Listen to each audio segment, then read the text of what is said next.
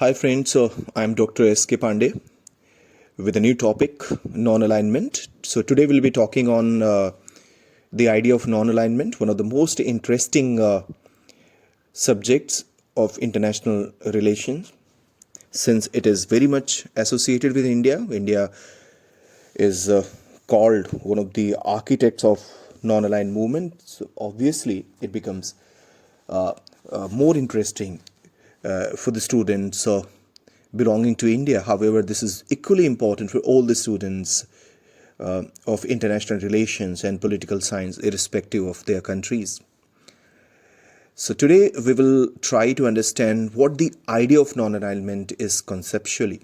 Simply speaking, the non-alignment was basically a desire to practice the independent foreign policy.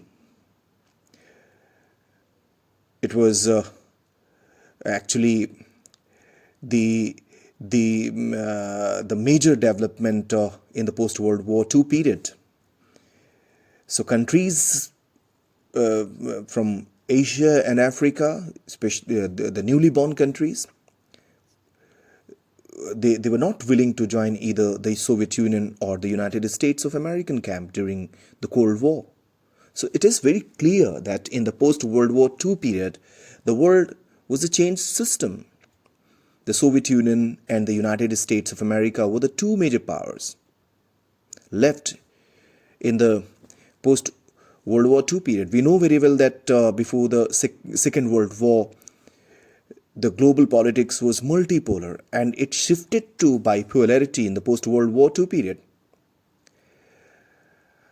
Remember that both Soviet Union and the United States of America were together to fight in the Second World War. And in the post-World War II period, in the changed political circumstances, they became against each other. Besides,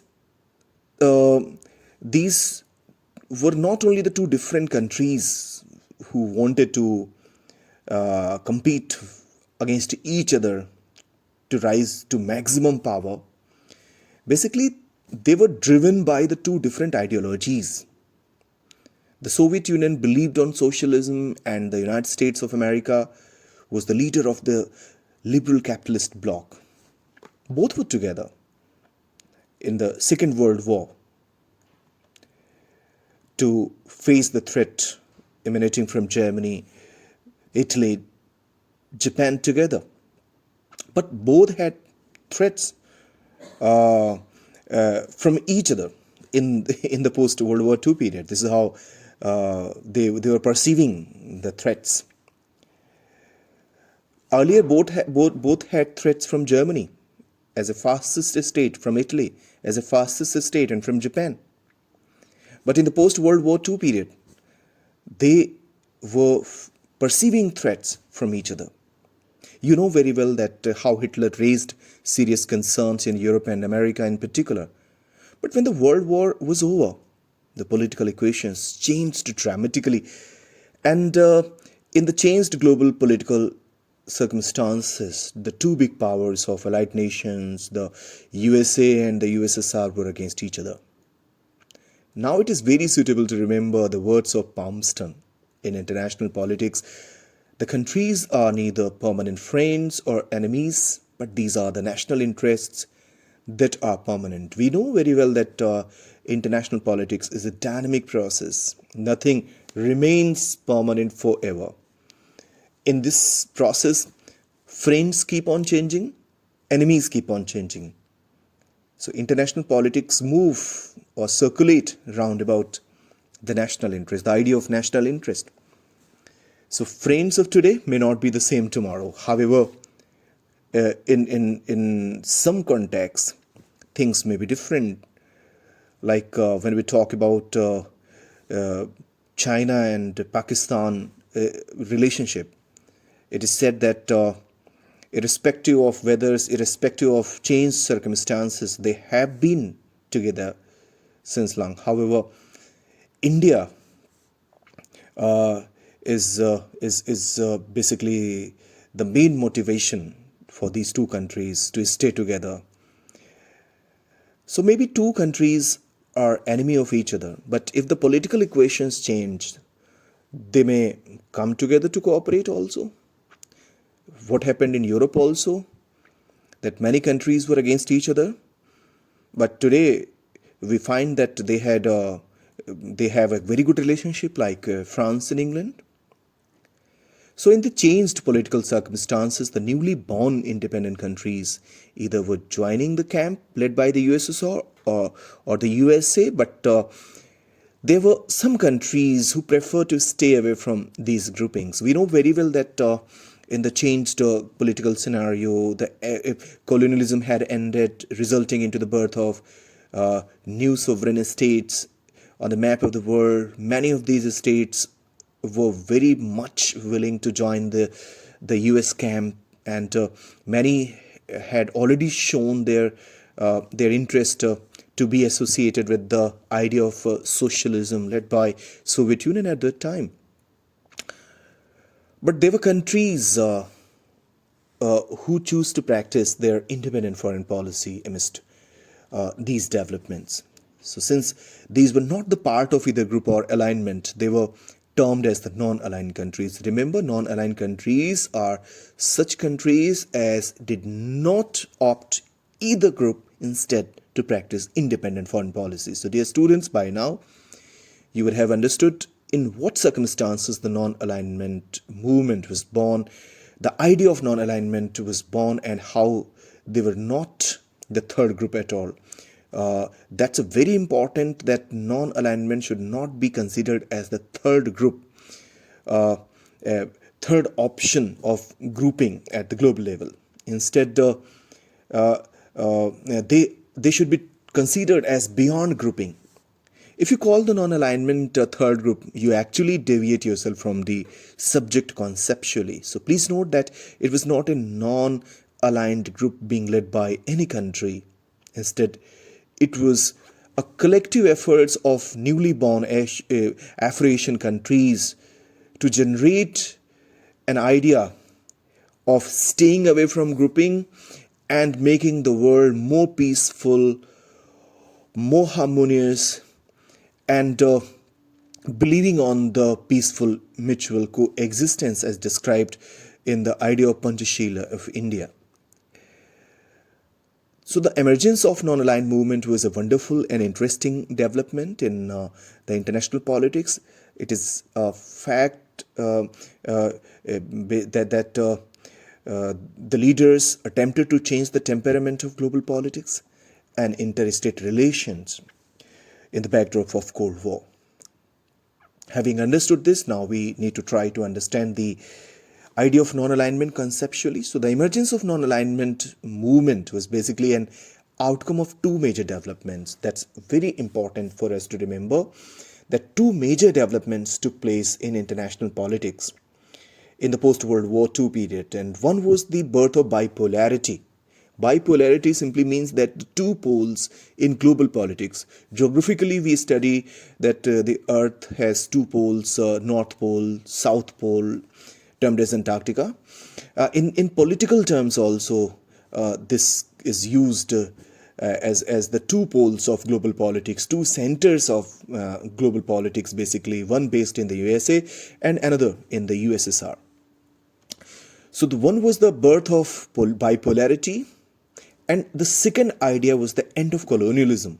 We know very well that colonialism emerged in the backdrop of industrialization, industrial revolution in Europe, and very soon many powerful countries of Europe, they started to develop their colonies far and away from Europe, especially in Asia and Africa.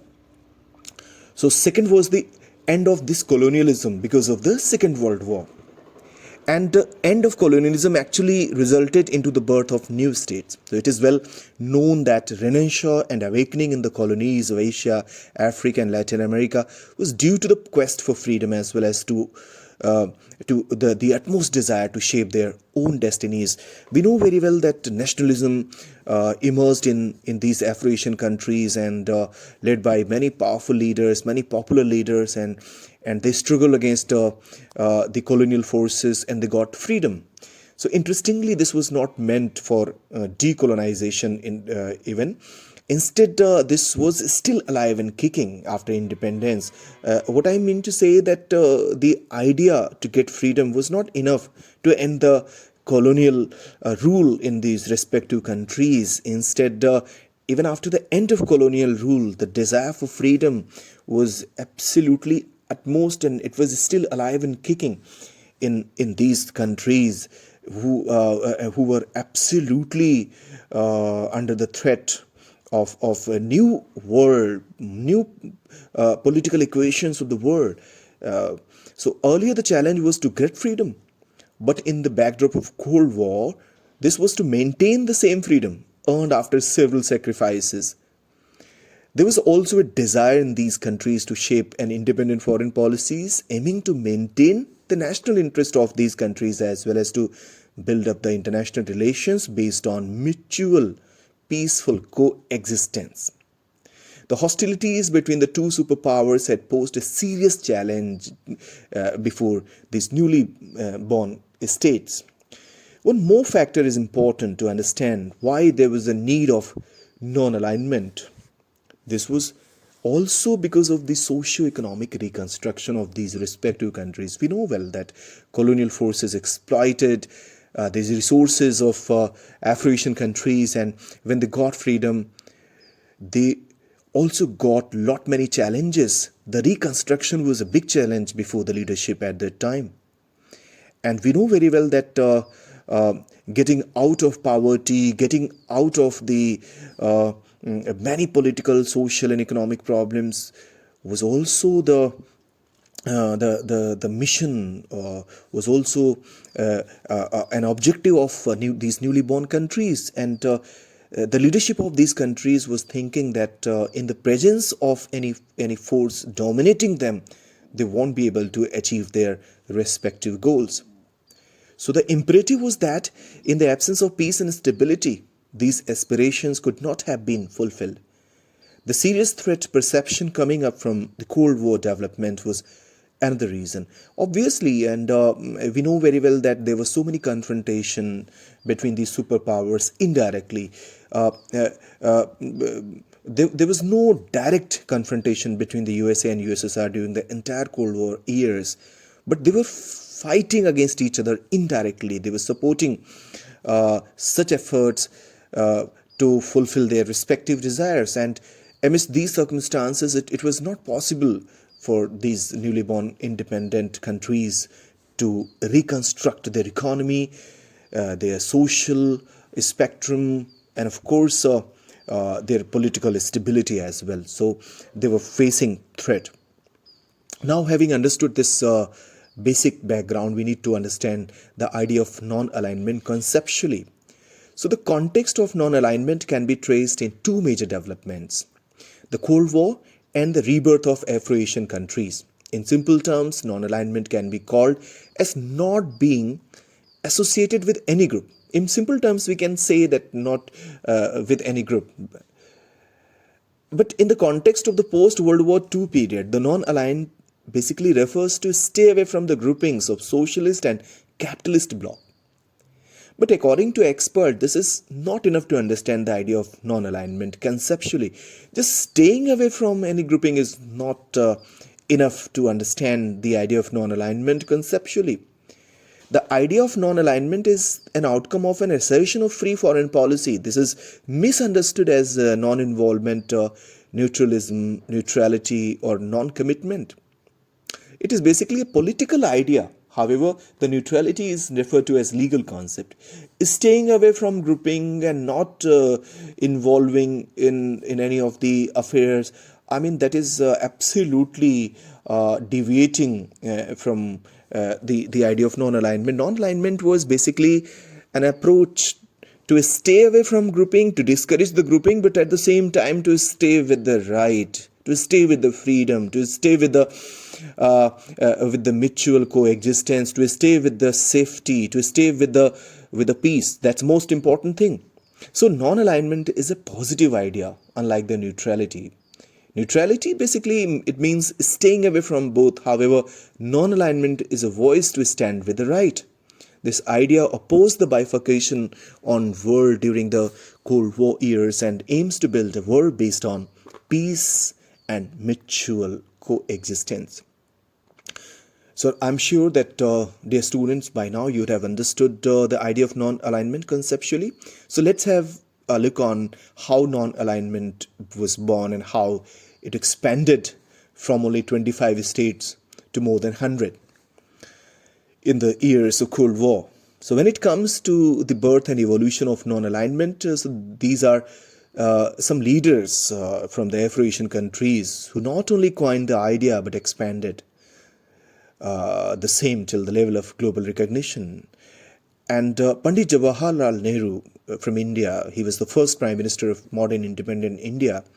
If we study Pandit Jawaharlal Nehru's thoughts, we can easily understand that he was very much concerned with the idea of freedom, because he had been one of the leaders who led the national movement against the colonialism in India, and he knew it very well that without freedom nothing could be achieved. So Pandit Nehru was an ardent supporter of the idea of non-alignment. Besides, there was another important leader, Joseph Broz Tito from Yugoslavia. He was also very much interested to practice the independent foreign policy and staying away from grouping. Besides, Gamal Abdel Nasser from Egypt, he is also one of the architects of the idea of non-alignment. Pandit Nehru was a modern thinker who believed that the non-alignment was a need of the hour. He also believed that the neo-imperialist forces were prejudiced about the Afro-Asian countries. He invited an Afro-Asian conference in 1947 in New Delhi. This was a major development to bring the Afro-Asian countries together. But remember that by now, the idea of non-alignment could not get the shape, could not get the concrete shape. Another major development was the Afro-Asian countries who met at Bandung in Indonesia. Pandit Nehru again played a pivotal role in this conference. Pandit Nehru definitely mobilized the Afro-Asian countries to come together at Bandung in 1955, but it was a wild goose chase. Bandung Conference failed to bring the Afro-Asian countries together due to the lack of common build-up.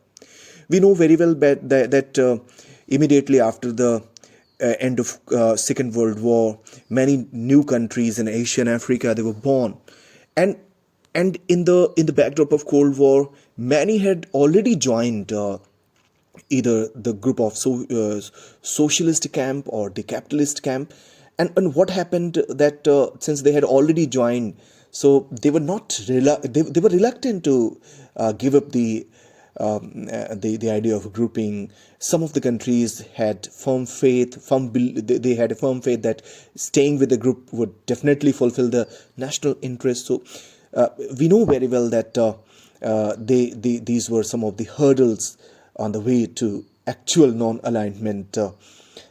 Yugoslavia later on was very much willing to develop its individual identity, and efforts were made by Yugoslavia as well. So subsequently, 1961, the world's first successful conference was called at Belgrade with 25 countries mainly. Or there were only 25 countries who participated in this conference. So the Belgrade Conference 1961 actually should be called the major milestone to develop the idea of non-alignment.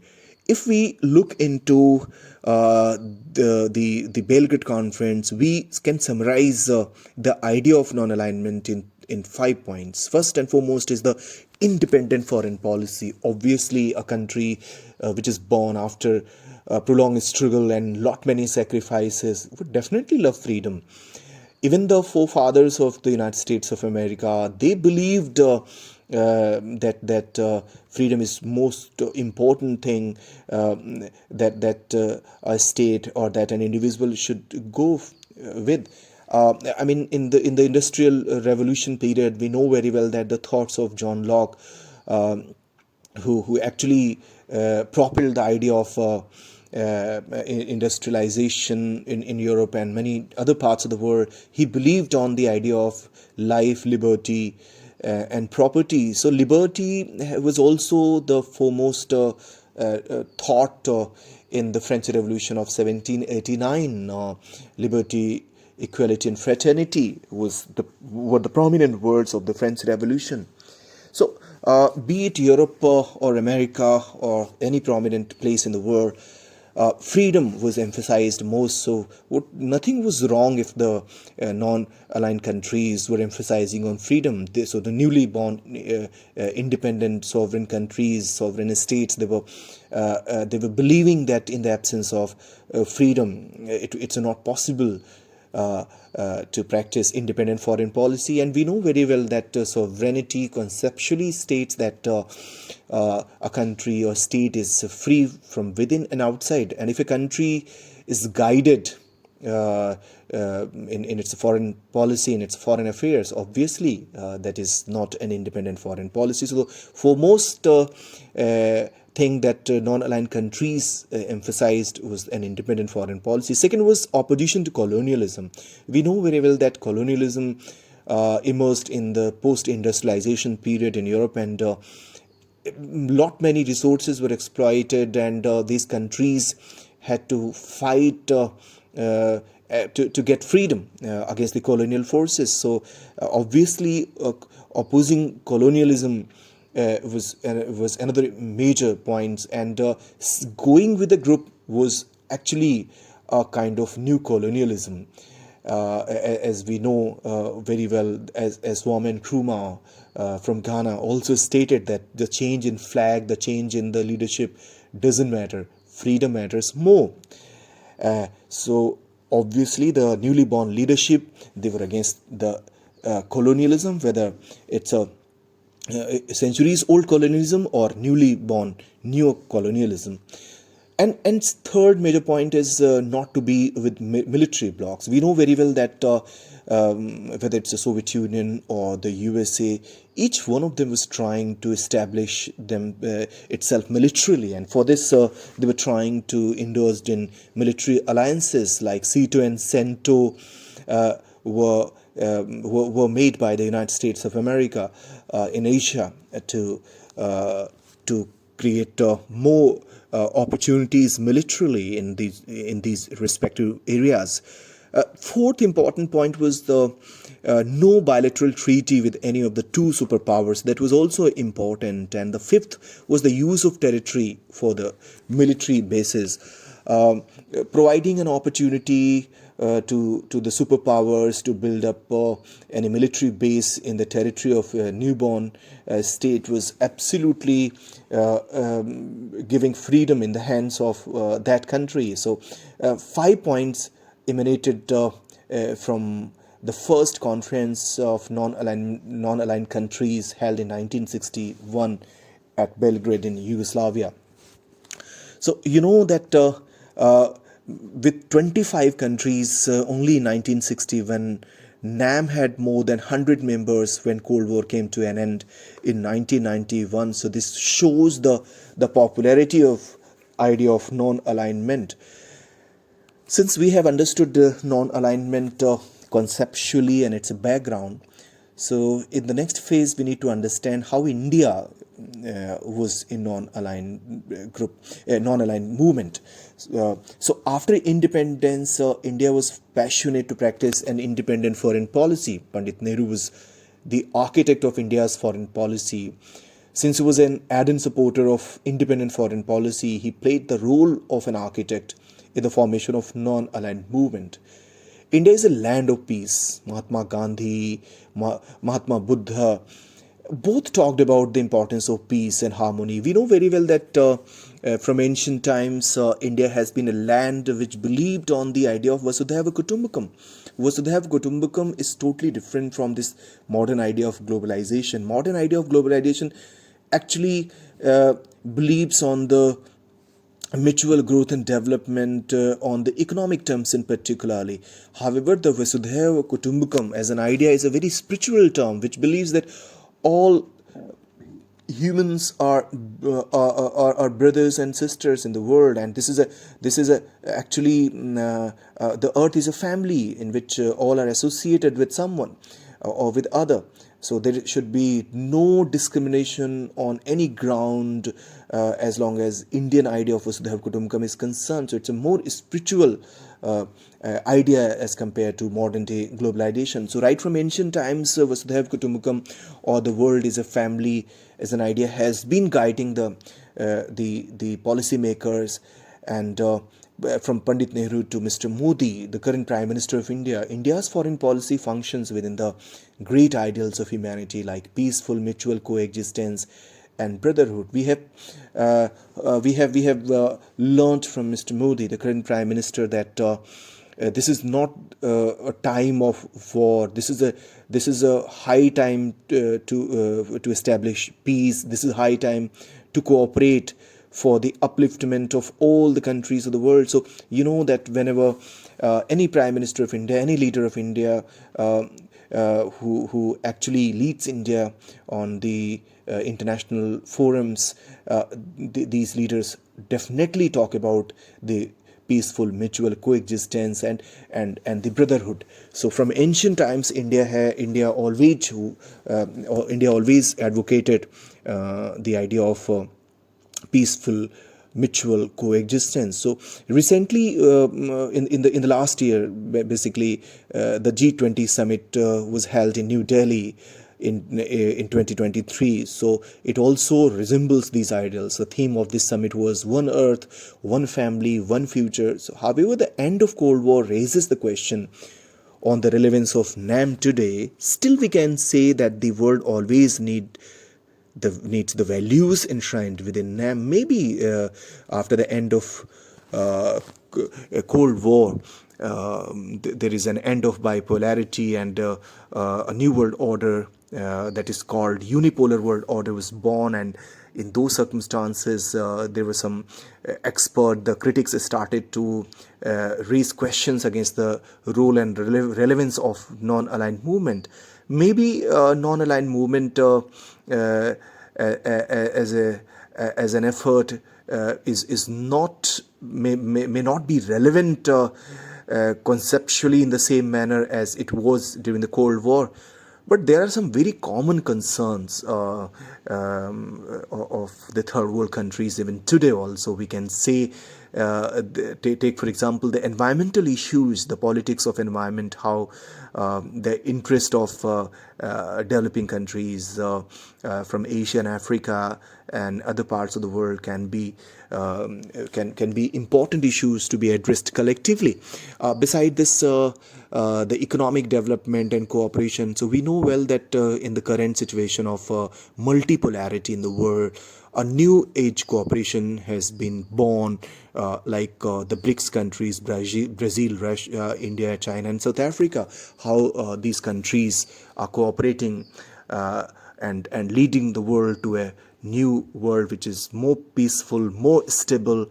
Obviously, the idea of peace, the idea of freedom, they were actually the leading proponents of the idea of non-alignment. They are still existing today. So they are very important. Maybe non-alignment is not relevant in the manner it was during the Cold War years. But of course, as long as the soul of non-alignment is concerned, the values of non-alignment concerned, they are equally important today. So I'm sure that you would have understood the idea of non-alignment. Thank you very much for listening to me. I'll definitely welcome your thoughts, your suggestions. Thank you so much.